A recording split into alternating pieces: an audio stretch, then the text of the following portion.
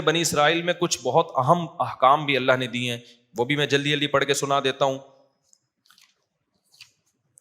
سورہ بنی اسرائیل میں اللہ نے حکم دیا، یہاں سے بہت سارے احکام شروع، ایک رکوع میں نا بہت سارے احکام ہیں۔ وَقَضَىٰ رَبُّكَ أَلَّا تَعْبُدُوا إِلَّا إِيَّاهُ، تیرے رب نے چند فیصلے کیے ہیں۔ نمبر 1، دیکھو یہ اسلام کے احکام ہیں، ابھی سے عزم کر لو ہم تمام ان احکام کو فالو کریں گے۔ اس میں کوئی رفع الدین کا جھگڑا نہیں ہے، کوئی ٹانگیں چوڑی کرنے پتلی کرنے کا جھگڑا نہیں ہے۔ یہ کس کے حکام ہیں؟ یہ قرآن کے حکام ہیں۔ نہ اس میں کوئی اہل حدیث دیوبندی بریلوی پھڈا ہے، نہ کوئی اور پھڈا ہے، کوئی فرقہ نہیں، اس کو تو کوئی بھی انکار نہیں کر سکتا نا۔ تو جنت میں جانے کے لیے یہ کرنا میرے لیے بھی ضروری اور آپ کے لیے بھی ضروری۔ وہ کیا احکام ہے؟ ابھی سے نیت کرو ہم سب نے ان تمام احکام کو فالو کرنا ہے۔ پہلا حکم، اللہ تعبدوا الا ایہ، عبادت کس کی ہوگی؟ صرف اللہ کی۔ عبادت میں وَمَن يَدْعُو مَعَ اللَّهِ، اللہ کے سوا کسی کو پکارنا عبادت ہے۔ قرآن میں دوسری جگہ پر آتا ہے صرف یا اللہ مدد، یا علی مدد، یا غوث آدم مدد، یا رسول اللہ مدد، یہ نعرے لگانا بولو نا چھوڑ دو۔ صرف کیا چلے گا؟ یا اللہ مدد، اس کے علاوہ کوئی نعرہ نہیں لگانا۔ مدد کس سے مانگی جائے گی؟ اللہ سے۔ بار بار واقعہ سناتا ہوں نا، ایک بندے نے کہا میرا آدھا دھڑ فالج ہو گیا ہے، ہر جگہ چلا گیا ٹھیک نہیں ہو رہا، سنا ہے کہ مزار پہ جانے سے ٹھیک ہو جائے گا، مزار میں جو بابا ہیں ان کے پاس جاؤں گا وہ ٹھیک کر دیں گے، ان کی کرامت ہے۔ میں نے کہا وہ ان کے دونوں دھڑ کام نہیں کر رہے، تبھی تو ان کو قبر میں دفنایا ہے۔ ابے بھائی مردے کی ذرا سی انگلی بھی کام کر رہی ہو نا، آدمی ڈر کے بھاگ جائے۔ بندے کے دونوں دھڑ بالکل کام کرنا چھوڑتے ہیں تبھی اس کو پھٹے پہ لٹا کے غسل دیا جاتا ہے۔ یہ ہو نہیں سکتا کہ مردے کو آپ غسل دے رہے ہیں، ذرا سی انگلی ہیلی یا تو آپ لیٹے ہوئے ہوگے اس کی جگہ خوف سے، ہارٹ اٹیک سے، یا پھر تحقیق کرو گے یہ ہلا کیسے۔ مردہ اسے کہتے ہیں جس کے دونوں دھڑ بالکل بھی کام نہ کر رہے ہو، چاہے وہ بزرگ ہو یا کوئی بھی ہو۔ میں نے کہا جس قبر پہ جس مزار پہ آپ جا رہے ہو اس کے دونوں دھڑ کام نہیں کر رہے تو وہ آپ کا آدھا دھڑ کیسے ٹھیک کرے گا؟ وہ تو کہے گا بھائی میں اپنا آدھا نہیں کر لیتا پہلے ٹھیک، پورا نہیں ہوتا تو جو آدھا تو ہو جاتا نا، کچھ تو کام آ جاتا۔ تو میرے بھائی جو بیچارہ مر گئے، جو کچھ بھی نہیں کر سکتے، وہ تمہاری بگڑی کہاں سے بنائیں گے؟ تو اللہ تعبدوا الا ایہ، پکارنا صرف کس کو ہے؟ اللہ کو۔ اللہ کے سوا کسی کو نہیں پکارنا، نہ قبر والوں سے مانگنا ہے۔ وبالوالدین احسانا، اچھا عبادت کرو صرف اسی کی، تو اس کا مطلب اس کی بھی کرو، تو اس کی جو عبادت فرض ہے وہ کیا ہے؟ نماز ہے، زکوٰۃ ہے، روزہ ہے، حج ہے، یہ بھی ہمیں کیا کرنا ہے؟ کرنا ہے ہمیں۔ آگے اللہ فرماتے ہیں وبالوالدین احسانا، اللہ کے بعد سب سے بڑا حق کس کا ہے؟ ماں باپ کا۔ ماں باپ کے ساتھ اچھا سلوک کرو۔ کتنا اچھا؟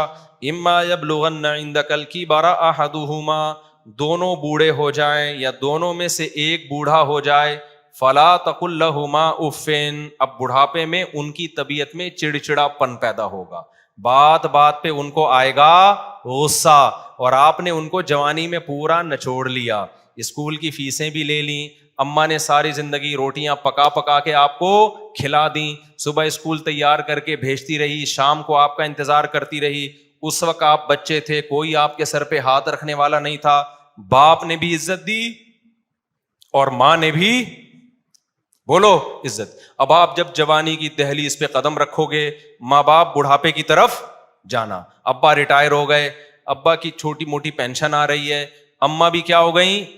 بوڑھی ہو گئیں۔ اب آپ کو ابا اماں کھلنے لگے، یہ کھانستے کیوں ہیں، یہ اماں ہر وقت چیختی چلاتی کیوں ہیں؟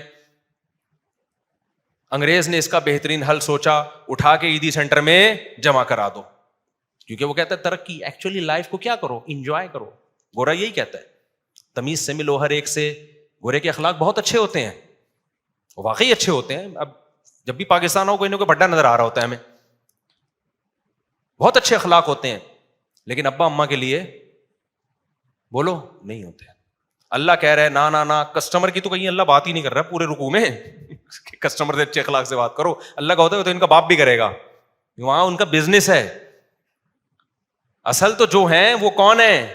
ابا اماں کو۔ تو گورے نے بولا سائنسی ترقی، ہم نے ترقی کرنی ہے، لائف کو انجوائے کرنا ہے، ابا کھانس رہے ہیں، اٹھا کے کہاں لے جاؤ؟ اولڈ ہاؤس میں کیئر ہوگی، وہاں گورنمنٹ نے ملازم رکھا ہوا ہے، گورنمنٹ کہے گی آپ نہیں ان پہ خرچ کرو گے بلکہ ہم آپ کی 40% سیلری کاٹیں گے اور قوم کے بوڑھوں کو کھلائیں گے۔ بڈھا کہتا ہے ماشاءاللہ گورنمنٹ ہماری کتنی اچھی, اور پاکستان میں گورنمنٹ بوڑھوں کو نہیں کھلاتی. بھائی پاکستان میں اولاد بوڑھوں کو کھلاتی ہے, گورنمنٹ اس لیے نہیں کھلاتی. گورنمنٹ تو ویسے بھی کسی کو نہیں کھلاتی, گورنمنٹ کا کام تو کھانا ہے, کھلانا تھوڑی ہے. کیا خیال ہے بھائی؟ زیادہ ہو گیا, چلو آگے. اچھے بھی لوگ بھی ہیں, بہرحال اچھے لوگ بھی ہیں الحمدللہ گورنمنٹ میں, کچھ لوگ کھلانے والے بھی ہیں. یہ میں مکھن لگانے کے لیے نہیں کہہ رہا, چونکہ جب میں ٹریولنگ کی ہے نا تو کچھ خاندانی لوگ بھی ہمیں ملے ہیں, اور ہر جماعت میں ہیں. تو خاندانی لوگ ہر جگہ, مارکیٹ میں ہیں ذرا تھوڑے, تو اس لیے ظاہر ہے جو اکثریت سامنے آتی تو مارکیٹ میں نظر تو وہی آتا ہے نا, لیکن کچھ اچھے لوگ بھی ہیں الحمدللہ. تو بہرحال اللہ میاں نے کہا کہ سب سے زیادہ حق کس کا ہے؟ ماں باپ کا. ان کے ساتھ اچھا سلوک کرنا ہے. اچھا سلوک کیسا؟ کہ جب بوڑھے ہو جائیں, اب تمہارے کسی کام کے نہیں ہیں, تو اب اصل میں تو خدمت شروع ہوئی ہے. اب کیا ہے؟ حق حقوق تو اب شروع ہو رہے ہیں. تو پہلا حق اپنی زبان پہ کنٹرول. عیدی سینٹر جمع کرانا, تو یہ تو آپ سے کوئی ملے کہ میں نے اپنے ابا کو جمع کرا دیا عیدی سینٹر, بتاؤ آپ کی نظر میں اس کی کوئی عزت رہے گی؟ نہیں رہنی چاہیے. بے تو اپنے باپ کو جمع کرا کے آ گیا یار, گودوں میں پالتا بڑھاپے میں اس کو. یار وہ تنگ بہت کرتے ہیں ابا یہ کرتے ہیں. بھائی جو بھی ہیں, حق کب شروع ہو رہا ہے؟ اماں اور ابا کا بڑھاپے میں شروع ہو رہا ہے. فلا تقل لهما اف, اللہ کہتے ہیں اب ان کے سامنے اف نہیں کرنا. ولا تنہرہما, ان دونوں کو جھڑکنا نہیں ہے. جھڑکنا سمجھتے ہیں؟ جیسے باس اپنے ملازمین کو جھڑکتا ہے, چلو یہاں سے جاؤ, یہاں سے دماغ کھایا ہوا ہے. بھکاریوں کو جھڑکا جاتا ہے, بس کر یار. یہ جو اسٹائل ہے نا فرعون والا بات کرنے کا, یہ اسٹائل ماں باپ کے سامنے بولو نہیں چلے گا. چپ ہو جاؤ, خاموش ہو جاؤ, آپ کون ہوتے ہو پہ اعتراض کرنے والے. یہ ڈائلاگ آج کل اولاد کے چل رہے ہیں, کس کے لیے؟ ماں باپ کے. آپ کون ہوتے ہو مجھے روکنے والے, آپ کو کس نے یہ رائٹ دیا؟ یہ اسکولوں سے سیکھ رہے ہیں. ایجوکیشن بہت آ رہی ہے, تمیز مارکیٹ سے شارٹ. یہ ایجوکیشن تمہیں جہنم کے عذاب میں لے کے جائے گی. اس سے وہ جاہل اچھا ہے, رکشا چلاتا ہے, ٹماٹر بیچتا ہے, لیکن اپنے باپ اور ماں سے تمیز سے بات کرتا ہے. اللہ کی نظر میں وہ زیادہ پڑھا لکھا ہے. تو ولا تقل لهما اف ولا تنہرہما وقل لهما قولا کریما. آگے اللہ نے فرمایا کہ صرف اتنا نہیں ہے کہ بے عزتی نہیں کرنی, جھڑکنا نہیں ہے اور اف نہیں کہنا. تو انسان کہتا ہے چلو بدتمیزی سے پیش نہیں آنا, نارمل رہنا ہے. نا نارمل بھی نہیں. قل لہما قولا کریما, ایسی بات کرنی ہے جس سے عزت جھلک رہی ہو, ایسے لگ رہا ہو جیسے کوئی ملازم اپنے آفیسر سے بات کر رہا ہے. کریم کہتے ہیں عزت دار کو. قول کریم ہونا چاہیے جس سے رسپیکٹ کیا ہو, نظر آ رہی ہو, لوگوں کو پتا چلے یہ اولاد ہے اور یہ کیا ہے, باپ ہے. آج جو لبرل طبقہ جب آتا ہے نا ہم سے ملنے کے لیے اپنے بچوں کی پرابلمز کو لے کے, تو میں یقین سے بتاؤں مجھے بچہ باپ لگ رہا ہوتا ہے اور باپ بچہ. باپ بچے کے سامنے بڑی تمیز سے, کہ بچے کو ایسا نا مائنڈ کر جائے, بچہ ایسے آرام سے بات کر رہا ہوگا. ایکچولی مفتی صاحب میرے یہ بیٹے ہیں, حالانکہ ایک ہی ہے لیکن اس کو عزت میں ہیں کہہ رہا ہوتا ہے. ویسے ہوتے بھی ایک ہی عام طور پہ لبرل لوگوں کے یہاں, یہ میرے بیٹے ہیں ایکچولی یہ تھوڑا سا نا یوں بیٹا ابا ایسا چیخنا شروع کر دے گا. ابا بیٹا وہ اصل میں دیکھیں میں آپ کو سمجھانا چاہ رہا تھا نا, میں مفتی صاحب ہیں تھوڑا سا احتیاط سے بات کرتے ہیں. نہیں آپ مفتی صاحب یہ دیکھو نا یار, یہ ابا باتیں کیسی کر رہا ہے. تو مجھے 2-3 دفعہ ارادہ ہوا میں ابا کی جگہ اس کو بٹھا دوں اور اس کی جگہ کس کو بٹھا دوں, ابا کو, اور میں بولوں بھائی آج سے ابا تو ہے, یہ کون ہے؟ اسٹائل سے تو لگ رہا ہے باپ تو ہے. تو یہ تربیت یہ ہو رہی ہے مارکیٹ میں, یہ ہو رہی ہے تربیت. تو اپنے اسٹائل سے یہ ثابت کرنا پڑے گا کہ ابا جو ہے وہ ابا ہے, اماں جو ہے وہ کیا ہے, بیٹیاں اماں کے ساتھ بڑی بدتمیزی کرتی ہیں. یار آپ کون ہوتی ہو مجھے روکنے والی, آپ کون ہوتی ہو, آپ چپ ہو جاؤ, میں کیوں چپ ہوں. یار یہ اسٹائل ہے بھائی, ہم تو اپنے بچپن میں تصور نہیں کر سکتے تھے کہ آپ کون ہوتی ہو مجھے روکنے والی. ماں جب کہہ رہی ہے چپ ہو جاؤ تو آپ چپ ہو جاؤ, میں کیوں چپ ہوں. خدا کی قسم ہم اپنے بچپن میں یہ تصور نہیں کر سکتے تھے کہ کوئی اولاد اپنی ماں, کوئی بیٹی اپنی ماں کو یہ الفاظ کہہ سکتی ہے. بڑے بدتمیزی والے الفاظ ہیں یہ. تو یہ بہت خطرناک بات ہے. اس لیے اللہ تعالیٰ قرآن میں فرماتے ہیں وَقُلْ لَهُمَا قَوْلًا كَرِيمًا, بات کیسے کرنی ہے, عزت کے ساتھ. وَاخْفِضْ لَهُمَا جَنَاحَ الذُّلِّ مِنَ الرَّحْمَةِ, یہ تو بات کا اسٹائل بتا دیا. کھڑے ہونے کا اسٹائل کیسا ہو, ذلت سے اپنے بازوؤں کو جھکانا ہے, دیکھنے سے بھی بات سے بھی پتا چلے کہ یہ چھوٹا ہے اور وہ بڑے ہیں, اور کھڑے ہونے اور کے اسٹائل سے بھی پتا چلے کہ یہ چھوٹا ہے اور وہ کیا ہے, بولو, بڑے ہیں. ایسے سینہ تان کے ان کے سامنے کھڑا ہوا ہے, ابا نیچے بیٹھے ہوئے, خود اوپر چڑھ کے بیٹھا ہوا ہے, تو یہ بڑی غلط بات ہے. ایسے بھی ہم نے دیکھے ہیں, سنا ہے کہ ابا بچوں کے جوتے پالش کر رہے ہوتے ہیں. یہ بڑی غلط بات ہے یار, بچے کو تو کرنے ہی نہیں دینا چاہیے یہ کام, کہ ابا کیوں کرے گا بھائی یہ. اچھا, اس میں ماں باپ بھی اپنے بچوں کو بگاڑ رہے ہوتے ہیں.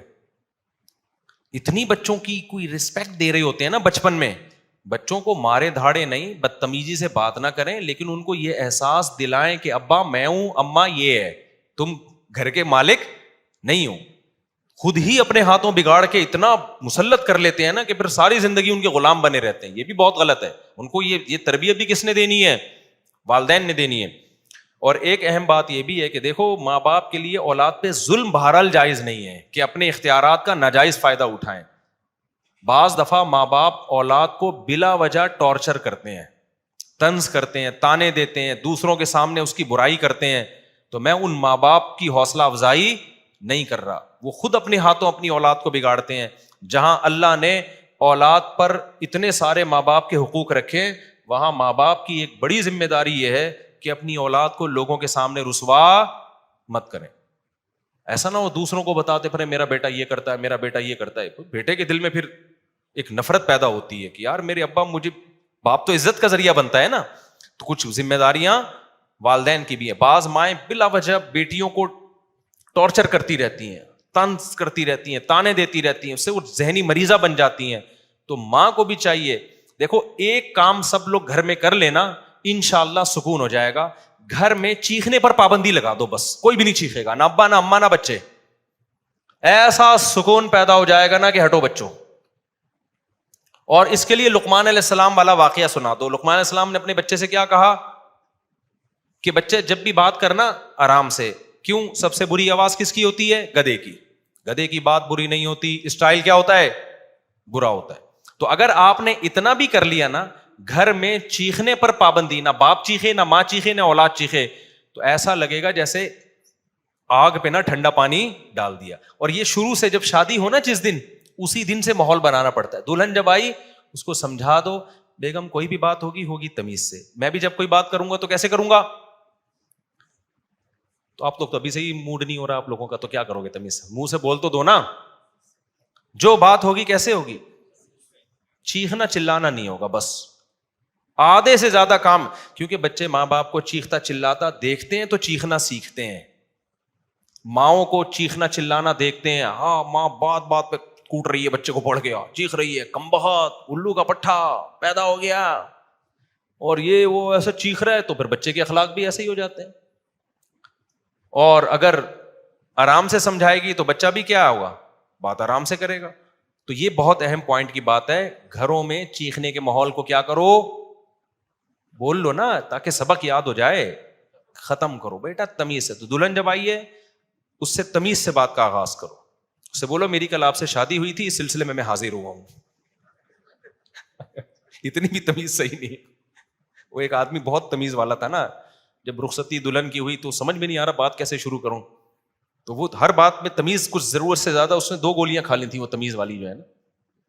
تو کہہ رہے میری کل آپ سے شادی ہوئی تھی, اس سلسلے میں میں حاضر ہوں. تو اتنی بھی تمیز نہیں, لیکن میں سمجھانے کے لیے بتا رہا ہوں. آپ ایک واقعہ سنا دیتا ہوں, اس سے تمیز سمجھ میں آ جائے گی. وہ ایک صاحب نے بتایا کہ ایک انگلینڈ میں نا یا امریکہ میں سوئمنگ پول میں ایک انگریز عورت اپنے بچے کو لے کر آئی اور ایک پاکستانی عورت اپنے بچے کو لے کر آئی سوئمنگ سکھانے کے لیے. دونوں کے بچے چھلانگ لگاتے ہوئے ڈر رہے ہیں. تو کہہ رہے انگریز عورت اپنے بچے کو سمجھا رہی ہے, بیٹا جو بھی انگلش میں اس کو سمجھا رہی تھی اس کا ترجمہ کہ دیکھو تم, مجھے پتا ہے تم کر سکتے ہو, تم سوئمنگ پر کر سکتے ہو, تم ویسے ہی ڈر رہے ہو, تم کرو, اس سے یہ ہوگا کہ تمہیں دیکھ کے دوسرے بچے بھی ہمت کریں گے. بچہ کہہ رہے نہیں نہیں, کہہ رہی نہیں مجھے پتا ہے تم کر لو گے. تم اس کو بڑی زبردست طریقے سے موٹیویٹ کر رہی ہے, اور ادھر ہماری موٹیویٹ کر رہی ہے کہ میری باری کب آئے گی. ہماری والی جو براؤن تھی وہ کیا کہتی ہے, ان صاحب نے, وہ مولوی صاحب تھے, مجھے قصہ سنا رہے تھے, کہنے وہ کہہ رہی لگانا چھلانگ. بچہ کہہ رہا نہیں بے غیرت $50 پتہ نہیں $100 ضائع کروا دیے میرے. اس وقت تو بڑا چیخ رہا تھا, امی سوئمنگ کرا دو, الو کے پٹھے لگانا چھلانگ, کمینہ. اور وہ پھر بس وہ وہاں مارنے پر تو پابندی ہے, ورنہ یہاں ہوتا تو طبیعت سے اس کا کباب بن جاتا بچے کا پٹ پٹ کے نا. لیکن زبان سے جتنے تانے دے سکتی تھی نا بے غیرت, وہاں تو شور مچایا ہوا تھا, پیسے ضائع کروا دیے. کہہ رہے میں دیکھ رہا ہوں یار یہ گوری ہے, یہ اپنے بچے سے کیسے بات کر رہی ہے, اور ہماری دیسی جو ہے. تو وہ جو اسٹائل تھا نا گوری کا, وہ قرآن و سنت کے مطابق تھا.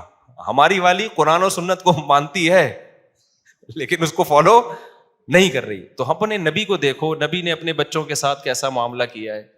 حضرت حسن حسین آپ کے کمر مبارک پہ بیٹھ جایا کرتے تھے. تو بچوں کو بگاڑنے میں ماں باپ کا بھی دخل ہوتا ہے. بہرحال ہم بچوں کو یہی کہیں گے, تمہارے ماں باپ نے تمہیں سنوارا ہو یا بگاڑا ہو, لیکن تم پر بہرحال ان کا حق ہے. اب ایسا نہ ہو کہ آپ ابا سے بولو ابا چونکہ آپ نے مجھے بدتمیزی سکھائی ہے میں بات بدتمیزی سے ہی کروں گا. آپ کو تمیز ہی سے بات کرنی پڑے گی, کیونکہ ہم ماں باپ کی فرما برداری اور ان کے ساتھ حسن سلوک ماں باپ کی وجہ سے نہیں کرتے.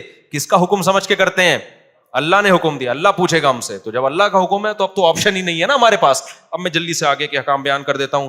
آگے اللہ نے فرمایا وآتی ذی القربی, آگے اللہ نے فرمایا اگر ماں باپ کے ساتھ کبھی بد کلامی ہو جائے تو پھر توبہ استغفار کا دروازہ کھلا ہوا ہے, کیونکہ اکٹھے رہتے ہیں ہمیشہ, کبھی اونچ نیچ ہو جاتی ہے تو مایوس نہ ہونا, توبہ کر کے اپنے احوال کی اصلاح کر لینا. آگے اللہ نے فرمایا وآتی ذی القربی حقہ, قریبی رشتہ داروں کو ان کا حق دو. یہ بھی اللہ کا بہت اہم حکم ہے, قریب ترین رشتوں کا حق دوسروں سے زیادہ. 5 منٹ میں بس بیان ختم کر رہا ہوں. میں نے سوچا کہ 1 گھنٹے سے زیادہ نہیں بڑھنے دوں گا بیان.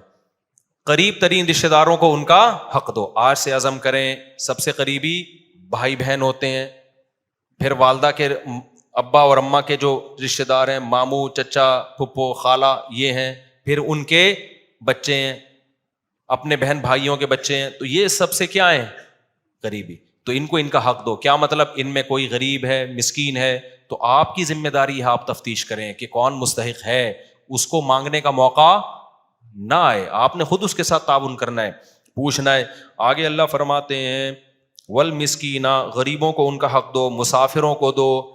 مسافروں کو کیسے چونا لگایا جاتا ہے؟ کوئی مسافر آ جائے نا ٹیکسی والے کے پاس, ٹیکسی والے کو پتہ چل جائے کہ یہ مسافر ہے, ٹیکسی والا اس کو 10 کے 4 گنا ریٹ بتا رہا ہوتا ہے. اس کو پتا ہے اس کو یہاں کے ریٹ پتہ ہی نہیں ہے. ہم بچپن سے دیکھ رہے ہیں, پہلے تو گورے بہت آیا کرتے تھے, ورلڈ ٹریڈ سینٹر کے بعد آنا بند ہو گئے, پہلے گورے بہت آیا کرتے تھے. ہمیں یاد ہے جب انگریز آتے تھے نا تو وہ ٹیکسی والے نا ان کو ڈبل سے بھی زیادہ کرایہ بتاتے تھے. حالانکہ کوئی بھی مسافر ہے بھائی, جب دوسرے تو وہ رعایت کا مستحق ہے. لاہور میں ہم جاتے تھے تو ٹیکسی والے کو پتہ چل جاتا تھا ہماری اردو سے یہ کہاں سے آیا ہے, کراچی. ٹیکسی والا چونا لگاتا تھا, ہم کہتے تھے بھائی وہاں جانا ہے, گلی کے ساتھ طواف کرتا تھا وہ گلی میں, ہمیں پتہ ہی, ہم سمجھ نہیں گلی آ رہی ہے, اسی گلی میں گھمایا جا رہا ہے. پھر جب 3-4 دفعہ وہی درخت آئے تو پھر اگلی گلی, او جناب 50 کلومیٹر دور, حالانکہ وہ اس کھمبے سے لے کے اس کھمبے تک گیا ہے. ہم سمجھ رہے ہیں بہت لمبی ٹریولنگ کر کے ہم یہاں پہنچے ہیں. جب رشتہ داروں کو بتاتے تھے وہ کہتے ہیں بھائی یہ تو یہاں اترے تھے, یہاں سے یہاں تو 5 منٹ لگتے ہیں. لاہور والے ایسے ہوتے نہیں ہیں, لیکن مجھے 2-3 ٹکرے ہیں, ہوتے نہیں ہیں, لیکن ہر جگہ کراچی میں بھی ہوتے ہیں, لاہور میں بھی ہوتے ہیں, ہر جگہ ہوتے ہیں.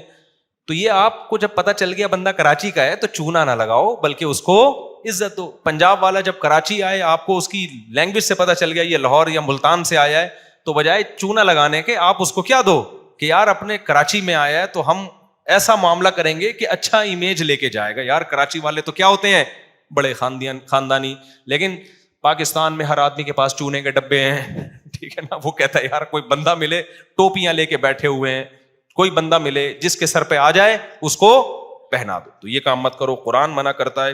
آگے اللہ فرماتے ہیں وَلَا تُبَذِّرْ تَبْذِيرًا, خرچ کرنا ہے, رشتہ داروں پہ بھی پھینکنا نہیں ہے.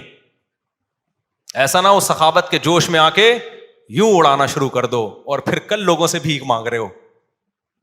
جی کس سلسلے میں آئے؟ جی وہ میں نے بیان سن کے سخاوت اتنی کر دی تھی کہ آج میرے پاس گیس بجلی کے بل کے پیسے نہیں ہے. کیا کرو, یہ شیطان کا کام ہے. آگے اللہ فرماتے ہیں وَإِمَّا تُعْرِضَ عَنْهُمُ ابْتِغَاءَ رَحْمَةٍ مِّن رَّبِّكَ, بعض دفعہ کوئی رشتہ دار, کوئی غریب مسکین تمہارے پاس آتا ہے, اس وقت تمہارے پاس پیسے نہیں, وہ ہو مستحق, وہ پیشہ ور بھکاری کی بات نہیں ہو رہی, خوب سمجھ لو. اس وقت پیسے نہیں ہے لیکن تمہیں پتہ ہے بعد میں پیسے آ جائیں گے, تو اس سے نرم بات کہہ دو کہ بھائی ابھی نہیں ہے لیکن مجھے اللہ سے امید ہے کل انتظام ہو جائے گا تو کل میں تمہیں دے دوں گا. دیکھو کیسے اللہ کہاں تک سمجھا رہے ہیں. آگے اللہ نے فرمایا نہ اپنے ہاتھ کو گردن سے باندھو, کنجوس بن کے زندگی گزارو کہ جی وہ الماری سے روٹی لگا کے, بہت پرانا لطیفہ ہو گیا. ایک کنجوس آدمی کو بچے کہتے تھے ابا دیسی گھی لے کر آ, دیسی گھی لے کر آ. ابا کنجوس, اس نے کہا مہنگا ہے. بہرحال ایک دن ابا گھی کا ڈبہ لے آئے. جب بھی کوئی آئل یا گھی کا ڈبہ ہوتا ہے باہر بھی چکناہٹ ہوتی ہے, تو ابا نے کہا بیٹا گھی کے ڈبے سے لگا کے کھاؤ, جب تک باہر مکمل ختم نہ ہو جائے نا ڈبہ نہیں کھلے گا. وہ بچے بےچارے صبح ناشتے میں نا ڈبے کو چاٹ رہے. اب اس کو سفر پہ جانا تھا تو یہ ڈبہ الماری میں بند کر کے چلا گیا کہ کم بخت کھول نہ لیں گے.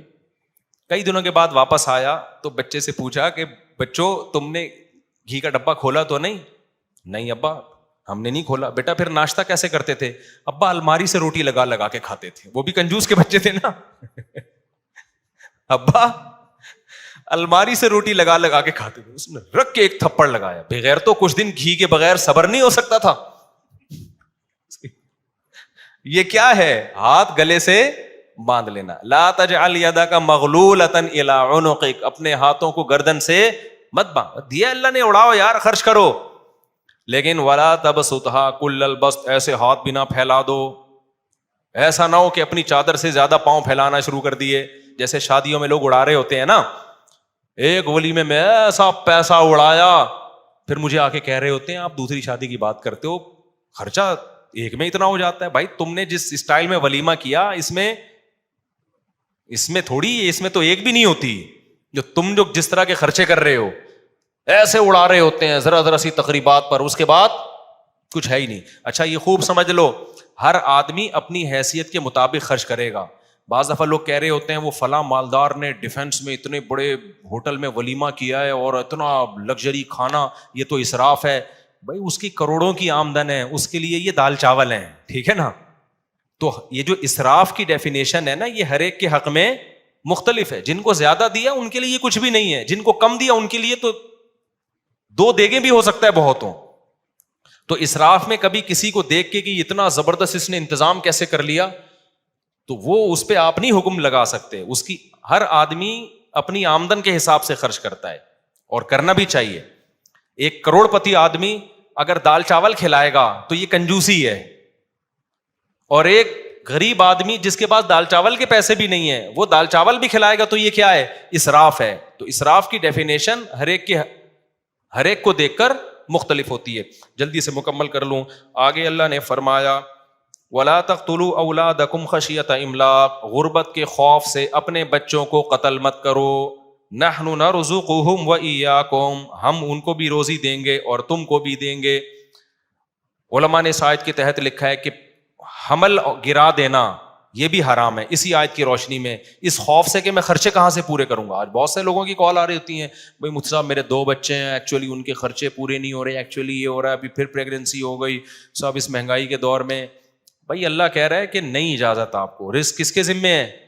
جب بچہ پیدا ہوتا ہے ماں کی چھاتیوں میں دودھ آتا ہے تو اللہ دے گا. آپ کہتے ہو بھائی دودھ ہی ضرور نہیں ہے نا, آگے بھی تو ہے بہت سارے مسائل. تو اللہ نے دودھ ایک سائن علامت کے طور پہ کہ ابھی اس کی ضرورت تو ابھی یہ دے رہا ہوں, اس کا مطلب جب جو ضرورت ہوگی وہ میں دے دوں گا. تو یہ فیملی پلاننگ والوں کے نظریات سے بالکل متاثر مت ہو. اولاد کا معاملہ کیلکولیٹر سے نہیں ہے کہ اتنے ہو گئے تو اتنی تنخواہ تو اتنے ہو سکتے ہیں, اتنے, یہ گوروں کا کام ہے.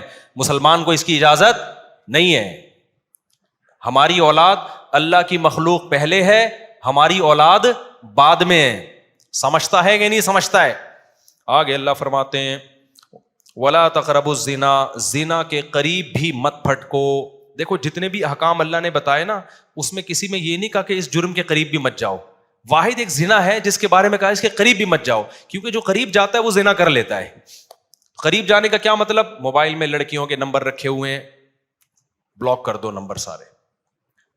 بلاک کرنے سے پہلے ایک میسج بھیج دو, یہ آپشن کہ بھائی اب میں شادی کرنا چاہتا ہوں, آپ اگر میری وائف بننا چاہتی ہیں تو موسٹ ویلکم, ادروائز نمبر کیا ہو رہا ہے؟ بلاک. پھر دوسری کو بھیجو, پھر مسرت کو بھیجو, پھر کائنات کو بھیجو, پھر راحت کو بھیجو. وہ ہے نا لطیفہ, میں بہت دفعہ سن لیا. یہی ہوتا ہے نا. یہ ساری لیڈیز جن کے نمبر آپ نے سیو کیے ہوئے ہیں ان کو، ورنہ پھر وہی ہوگا جو اس بندے کے ساتھ ہوا تھا. ایک بندے کی شادی ہوئی، بیگم کو کہہ رہا ہے کہ آج سے تم میری کائنات، تم میری مسرت، تم ہی میری راحت اور تم ہی میری فرحت. وہ تو ویسے ہی کہہ رہا ہے، وہ سمجھی اپنی گرل فرینڈ کے نام بتا رہا ہے. تو فوراً کہتی ہے اچھا پھر تم ہی میرے غفار بھی، تم ہی میرے ستار بھی، تم ہی میرے وسیم بھی، تم ہی میرے غفور بھی، سب کچھ تم ہی. وہ حیران یار یہ کیا ہو رہا ہے مارکیٹ میں. تو وہ راز پھر اگلنا شروع ہو جاتے ہیں. ٹھیک ہے نا. پاک دامنی والی زندگی گزارو. تو اللہ فرماتے ہیں زنا کے قریب بھی مت پھٹکو، یہ بہت بڑا گناہ ہے. اور کسی انسانی جان کو قتل مت کرو. آگے اللہ فرماتے ہیں ولا تقربوا مال الیتیم، یتیم کے مال کے بھی قریب مت جاؤ. یہاں بھی قریب جانے کا، قریب جانا کا. یتیم کسے کہتے ہیں؟ آپ کے بھائی کی ڈیتھ ہو گئی، اس کے چھوٹے چھوٹے بچے ہیں تو چچا ان بچوں کی وراثت کھا جاتا ہے، بڑا بھائی چھوٹے بھائیوں کی وراثت کھا جاتا ہے. یتیم کا مطلب یہ نہیں کہ عیدی سینٹر سے یتیم بچوں کے چپل کوئی چوری کر رہا ہے جا کے، یہ عربوں میں نہیں ہوتا تھا. یتیم کا مطلب ہے کہ جب باپ مر گیا تو چھوٹے بچوں کی وراثت رشتہ دار کھا جاتے ہیں. اللہ کہتے ہیں یہ کام مت کرنا.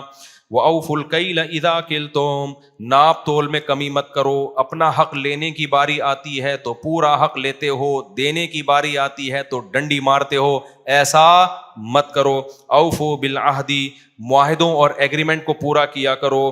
آگے لا تخف ما لیس لک بہ علم، جب تک مکمل نالج نہ ہو کسی چیز کے در پہ نہ ہو تبصرہ مت کیا کرو.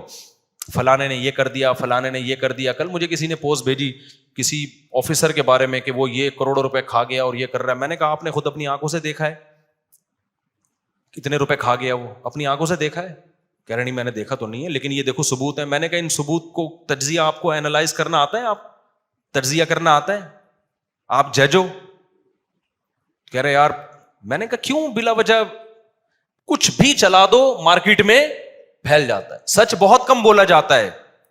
تو کبھی کسی کی باتوں میں آ کے کسی کو تبصرہ کرنا، کسی ادارے کو برا کہنا، کسی فرد کو برا کہنا، یہ اپنی زندگیوں سے ہمیشہ کے لیے کیا کر دو، ختم. جب تک 2 اور 2 4 کی طرح واضح دلائل آپ کے پاس نہ ہو.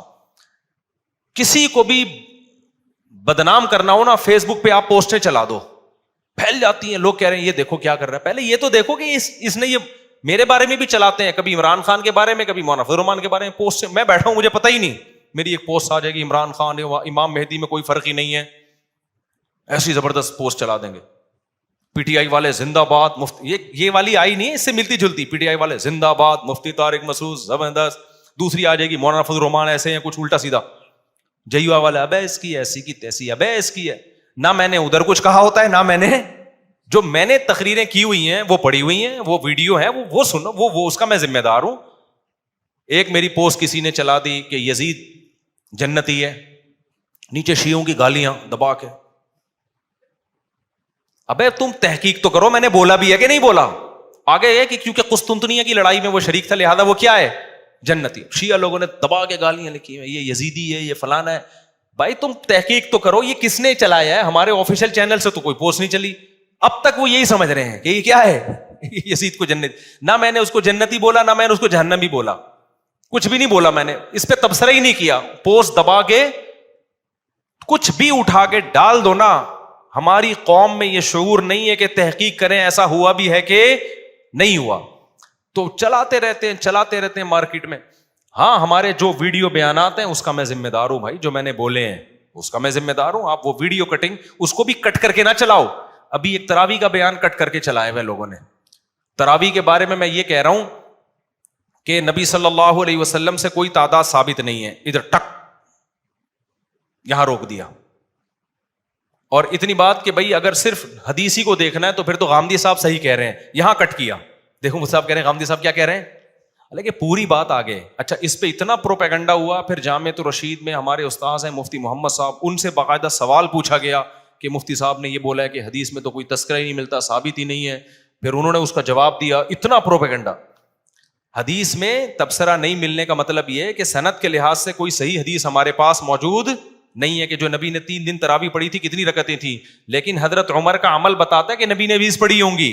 تو نبی سے ثابت ہونے کے لیے 2 طریقے ہوتے ہیں. ایک ہے تواتر، صحابہ کا عمل، وہ خود بتاتا ہے کہ نبی نے کیا کیا ہے. ایک ہے حدثنا فلان کے ساتھ کوئی سند. بہت سارے شریعت کے حکام آتے ہیں حدیث میں نہیں ملتے, صحابہ سے پتہ چلتا ہے. رکوع میں جا کے جب ہم کھڑے ہوتے ہیں ہاتھ چھوڑنا ہے ہاتھ باندھنا ہے, حدیث میں کوئی تذکرہ نہیں ہے, لیکن پوری امت کیا کرتی ہے؟ ہاتھ چھوڑتی ہے. کیوں؟ تواتر عملی ہے, امت کا عمل بتا رہے کہ نبی نے ہاتھ چھوڑے ہوں گے. ہم یہ جو عورتیں ہیں صفا مروہ میں دوڑتی نہیں ہیں, چلتی ہیں, نبی سے تو کچھ بھی ثابت نہیں ہے, نہ حضرت عائشہ سے ثابت ہے کہ دوڑنے کا حکم دیا یا چلنے کا حکم دیا. پوری امت کر رہی ہے تو ہم فرض کر لیتے ہیں کہ صحابہ نے بھی, صحابیات نے کیا کیا ہوگا, وہ بھی چلی ہوں گی اور نبی نے چلنے کا حکم دیا ہوگا. صراحتاً نہیں ہے, لیکن یہ بھی نبی ہی سے ثابت ہے. اور بہت سارے احکام ہیں. تو جو ہر مسئلے پر حدیث مانگتا ہے نا, وہ خود علم سے کورا ہے. اس کا مطلب اس کے پاس نالج نہیں ہے. حدیث صراحتاً ہوتی ہے یا دلالتاً ہوتی ہے؟ اس کو دلالتاً کہتے ہیں. جیسے امام مالک, بہت سے مسائل پوچھا گیا کہ اس کی آپ کے پاس کیا دلیل ہے, انہوں نے کہا اہل مدینہ ایسے کر رہے ہیں. کیا مطلب؟ جب مدینہ والے کر رہے ہیں تو نبی نے کیا ہوگا. تو نبی کا عمل براہ راست نہیں پہنچا, لیکن دلالتاً پہنچا ہے. خیر, دو آیتیں پڑھ کے بیان ختم کرتا ہوں. تو اللہ فرماتے ہیں جب تک یقینی علم نہ ہو تبصرہ نہ کیا کرو. آگے اللہ نے فرمایا وَلَا تَمْشِ فِي الْأَرْضِ مَرَحًا, زمین میں اکڑ کے مت چلو. زمین کے دادا بننے کی کوشش بولو نہ کرو, اکڑ کے مت چلا کرو. کیوں؟ اِنَّكَ لَن تَخْرِقَ الْأَرْضَ, زمین کو نہ تم اپنے پاؤں کی طاقت سے پھاڑ سکتے ہو اور نہ سینہ اتنا اونچا کر سکتے ہو کہ کیٹو کی پہاڑی سے اوپر جھانکنا شروع کر دو. تو جتنے ہو اتنے ہی رہو. تو یہ چند احکام تھے اللہ نے بیان کیے. اس کو کہتے ہیں اپنی اوقات میں رہو. اس پر میں اکثر ایک بات کہتا ہوں, جو زیادہ فنٹر بن رہا ہو نا, اس سے کہیں تو بیت الخلاء کس وقت جاتا ہے؟ وہ بتائے گا مغرب کے بعد جاتا ہوں یا صبح 8 بجے جاتا ہوں. تو بولے تیری اوقات کیا ہے؟ صبح 8 سے 8:30 ہے. اصل اوقات تیری کتنا بھی اکڑتا ہونا, جب واش روم میں جا کے بیٹھتا ہے اور آگے میں ڈیلیٹ کر دیتا ہوں, اس وقت انسان کو اپنی اوقات سمجھ میں آ جاتی ہے کہ تو اصل میں ہے کیا. اس لیے ہم نے بزرگوں سے, علماء سے سنا ہے کہ تکبر ہمیشہ پرلے درجے کا بے وقوف اور احمق کرتا ہے. ذرہ برابر بھی عقل ہونا انسان میں, وہ متکبر نہیں ہو سکتا. تکبر ہمیشہ کون لوگ کرتے ہیں؟ بے وقوف جو اپنی اوقات بھول جاتے ہیں. وہ یہ بھول جاتے ہیں غلیظ پانی سے اللہ نے پیدا کیا, ماں کے پیٹ سے باہر نکالا, بچپن میں کیسے ماں کے محتاج تھے, بات بات پہ روتے تھے, ذرا ذرا سی بات پہ چیختے تھے, چلاتے تھے, مائیں سہارا دیتی تھی. اس وقت دادا گیری تھی کیا؟ ماں پھینک کے چلی جاتی, کیا اوقات تھی اس وقت؟ کتنے عرصے لنگڑا کے چلتے رہے, ٹوٹے, کبھی ادھر جا رہا ہے, توتلا بول رہا ہے, آہستہ آہستہ بولنا سیکھے. تھوڑے دنوں کے لیے اللہ نے جوان کر کے سیدھا کر دیا, تھوڑے دنوں میں اپنے آپ کو زمین کا باپ سمجھنا شروع. ظلم کرتا ہے, تو کون ہوتا ہے مجھے سمجھانے والا, تو کون ہے مجھے سمجھ. ابے بھائی تھوڑے دن کے لیے تجھے جوانی ملی ہے, ابھی دوبارہ آہستہ آہستہ بڑھاپے کی طرف تو آئے گا. پھر بڑھاپے میں دیکھو نا ہوتا کیا ہے, کانپ رہے ہوتے ہیں, راشا تاری ہو گیا. وہ ایک سنگر تھا, بڑی اچھی آواز تھی, جب بوڑھا ہو گیا تو جب گاتا دانت نکل کے نیچے گر جاتے اس کے, کیونکہ الفاظ نکالنے کے لیے دانت کا منہ میں ہونا ضروری ہے. کچھ الفاظ نکلتے ہی نہیں دانتوں کے بغیر. تو پھر بیچارے نے بتیسی لگوائی. پھر جب گانا گاتا بتیسی گر جاتی, پھر لگاتا, پھر گاتا, گر جاتی. کس نے کہا بھائی بار بار کیسٹ کیوں چینج کر رہے ہو, ایک ہی کیسٹ میں بیان کرو نا. تو بڑھاپے میں یہ حال ہوگا, کمر جھکے گی, ہائی ہوئی کی آوازیں آئیں گی. تو یہ اپنا ماضی دیکھو, اپنا فیوچر دیکھو. اور حال بھی کیا ہے, ایک وائرس آ گیا کورونا کا, یا کوئی اور بیماری آ گئی دھڑام سے ایسی کی تیسی, تو نہ حال تمہارا, ابھی تھوڑی سی جوانی ہے, تھوڑا سا کوئی وائرس آڑا ترچا چلا گیا, بیڑا غرق. بخار ہو جاتا ہے, کیسے پڑ جاتے ہیں, چلا رہے ہوتے ہیں. ایک مچھر نے آ کے صبح صبح کاٹ لیا, ڈینگی مچھر نے, اس کی وجہ سے لمبے ہو گئے, پلیٹلیٹس گر گئے. بھیک مانگ رہا ہوتا ہے, یار کہیں سے سفید سیل مل جائے مجھے, اللہ کا واسطہ. تو تکبر ہمیشہ پرلے درجے کا احمق اور بے وقوف کرے گا, جو تھوڑی سی نعمت ملنے پر اپنی اوقات بھول جاتا ہے. جیسے کسی بھکاری کو آپ نے 3 پیس سوٹ پہنا کے, نہا دھو کے, کشکول لے کے گاڑی میں بٹھا دیا, جبکہ اس کو پتا ہے یہ تھوڑی دیر کے لیے ملا ہے, چھین لیا جائے گا. لیکن وہ بھکاری گاڑی میں بیٹھ کے سیلفیاں لے رہا ہے اور غریبوں کو ٹکرے مارتا ہوا جا رہا ہے, رکشے والوں کو. بھائی کوئی رکشے والا آ رہا ہے اس پہ چڑھا رہا ہے, ابے ہٹ بے غیرت, سڑک پہ چل رہا ہے, دیکھ نہیں رہا کون آ رہا ہے. عقل مند کیا کہے گا, ابے تیری اوقات تو رکشے کی بھی نہیں ہے, 2 منٹ کے لیے تجھے گاڑی ملی ہے اور تو اپنی اوقات بھول گیا. تھپڑ لگا کے اس کو سیٹ کیا کرے گا, اتر نیچے. تو اللہ بھی یہی کرتے ہیں. جو تکبر کرتا ہے نا, میں یہ ہوں, میں یہ ہوں, آج کل یہ بہت چل رہا ہے مارکیٹ میں یہ ہوں, میں یہ ہوں, یہ میں اللہ کو پسند نہیں ہے. تو اس کا نتیجہ نکلتا ہے کہ حدیث میں آتا ہے جو چیز بہت اوپر جاتی ہے اللہ اس کو اسی حساب سے نیچے لے آتے ہیں. تو تکبر سے اپنا ہی نقصان، دماغ بھی خراب ہوتا ہے، ڈپریشن کا مریض بنتا ہے. تواضع اللہ کو پسند ہے، عاجزی اللہ کو پسند ہے. اللہ تعالیٰ سمجھنے کے عمل کی توفیق عطا فرمائے. میرے ماں کی ہم 5 بیٹیاں ہیں، صرف سوال ان میں جائیداد ہیں 5 کے علاوہ تو حصے دار نہیں کرے. اصل بتائیں، اگر بھائی ماں کی اولاد میں صرف بیٹیاں ہیں، بیٹے نہیں ہیں، تو 2/3 حصہ بیٹیوں کو ملے گا، اور اگر شوہر زندہ ہے تو 1/4 شوہر کو ملے گا. وہ زندہ نہیں ہے تو ماں باپ کو جائے گا، ماں کے ماں باپ کو. وہ بھی نہیں ہے تو پھر ماں کے بھائیوں کو جائے گا، یعنی بچیوں کے ماموں کو. تو 2/3 ان بیٹیوں کو ملے گا، باقی سارا ماموں کو ملے گا، اگر باقی لوگ نہیں، بچیوں کے ماموں. سورہ نساء کی آیت میں وَلَٰكِن شُبِّهَ لَهُمْ کا علمی ترجمہ کیا ہوگا؟ کیونکہ غیر مسلم اکثر کہتے ہیں کہ خدا دھوکہ دے سکتا ہے. کیا دھوکہ دے سکتا ہے؟ تم کس طرح سے؟ بھائی اللہ نے کہا کہ شُبِّهَ لَهُمْ، ان کے لیے معاملہ مشتبہ کر دیا گیا. تو یہ اللہ تعالیٰ کے لیے جائز ہے کہ کسی کی جان بچانے کے لیے ان کی شکل کا کوئی دوسرا آدمی ان کو دے دیں؟ یہ تو اللہ کے لیے جائز ہے نا، اس کو دھوکہ تھوڑی کہتے ہیں. یہ جان بچانے کے لیے ہو رہا ہے. آپ کے ہاں کوئی ڈاکو آیا آپ کو قتل کرنے کے لیے، آپ اس دروازے سے گئے تاکہ اس کو دھوکہ ہو کہ یہ یہاں ہے، اور پچھلی گلی سے آپ نکل کے باہر چلے گئے، وہ ڈاکو وہیں کھڑا ہوا ہے. اب آپ کہیں انسان ہو کے دھوکہ دے رہے ہو، دے کس کو رہے ہیں؟ ظالم کو دے رہے ہیں. تو یہ دھوکہ نہیں کہلاتا، یہ چال کہلاتی ہے. ظلم سے بچنے کے لیے کیا کہیں گے؟ یہ ایک چال چلی ہے. تو اللہ تعالیٰ نے بھی ایک عیسیٰ ابن مریم کو قتل ہونے سے بچانے کے لیے ایک تدبیر اختیار کی تھی. وہ تدبیر کیا تھی کہ ان کی شکل کا ایک آدمی آ گیا جس کو انہوں نے عیسیٰ ابن مریم سمجھ کے قتل کر دیا. یہ تدبیر کہلائے گی، یہ دھوکہ نہیں کہلائے گا. اور یہ بھی ممکن ہے انہی کی شکل کا پہلے سے کوئی آدمی موجود ہو، تو اللہ حضرت عیسیٰ کے گھر میں لے گئے ہوں تاکہ وہ اسی کو پکڑ کے لٹکا دیں. میری خواہش ہے کہ میں اپنے بیٹے کو مدرسے میں داخلہ کراؤں، لیکن مدرسے کے بارے میں سمجھ میں نہیں آ رہا رہائشی کراؤں یا نہیں. اس کا میٹرک ہونے والا ہے. کچھ لوگوں نے منع کیا ہے کہ بچہ اداس ہو جاتا ہے. بھائی مسئلہ یہ ہے کہ جامعۃ الرشید میں تو میٹرک کے بعد داخلہ کروا دیں، اور حفظ کا بچہ جو ہے جو بہت چھوٹا ہوتا ہے اس کو تو رہائشی نہیں کروانا چاہیے. یہ بچے کے ساتھ ظلم ہے. ماں باپ سے بالکل اتنی عمر کے بچے کو محروم نہیں کرنا چاہیے، بہن بھائیوں سے. لیکن اگر بڑا ہو گیا ہے، سمجھدار ہو گیا ہے، جیسے ہم تو 18 سال کی عمر میں مدرسے میں آئے تھے، تو پھر ہم تو پورا ہفتہ مدرسے میں ہی گزارتے تھے. اس وقت ہمیں ماں کی اس ممتا کی ضرورت تو اب بھی ہے. ماں کی ممتا تو ایسی چیز ہے، انسان کے بچے بڑے ہو جاتے ہیں اما نہیں بھولتا انسان، لیکن جو چھوٹے بچے کو جس طرح سے چاہیے نا ماں باپ، وہ ظاہر ہے بڑے ہو کر انسان مستغنی ہو جاتا ہے. تو اس وقت بھی ہمیں بڑی ٹینشن ہوتی تھی گھر سے دور رہنے کی.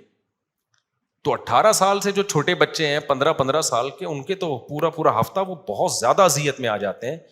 تو جو بڑے بچے ہیں 18-19 کے، وہ تو مدرسوں میں رہ سکتے ہیں، لیکن مدرسوں میں بھی دیکھنا پڑے گا کون سے مدرسے ٹھیک ہیں کون سے غلط ہیں. میں نے بتایا نا مدرسوں میں بھی بعض مدرسے نہیں ہوتے، کسی نے ویسے ہی اپنی دکانداری کے لیے 4 دیواری کھڑے کر کے بچوں کو رکھا ہوا ہوتا ہے. ان میں بچے پھر بگڑتے بھی ہیں.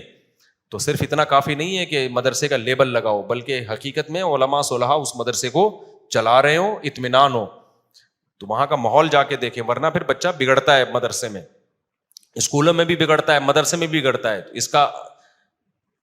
اس کا معیار یہ ہے کہ چلا کون رہا ہے. اگر اچھے لوگ چلا رہے ہیں مدرسہ تو ٹھیک ہے، اور اگر برے لوگ چلا رہے ہیں تو وہ مدرسہ نہیں ہے بلکہ وہ پیسہ کمانے کا ایک ذریعہ ہے. ایسا ہوتا ہے، اس پہ میں کئی بار بیان کر چکا ہوں. تو میرا خیال یہ ہے کہ بچے کو شروع میں رہائشی نہ کروائیں، شروع میں صبح آنے جانے والا. جب 1-2 سال وہ مدرسے کے ماحول سے مانوس ہو جائے گا پھر رہائشی کروا دیں. قسم کا کفارہ کیا ہے؟